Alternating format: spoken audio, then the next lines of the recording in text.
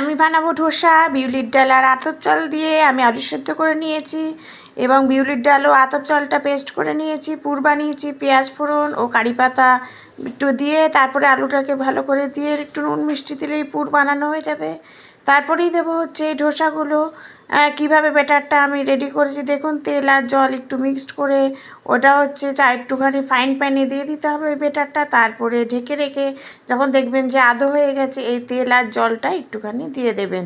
দেওয়ার পরে দেখুন চারপাশে কীভাবে ঘুরিয়ে ঘুরিয়ে দিচ্ছি, ঢেকে রাখতে হবে। দেখুন ঠিক এইভাবেই মচমচা একটা ধোসা রেডি হয়ে যাবে।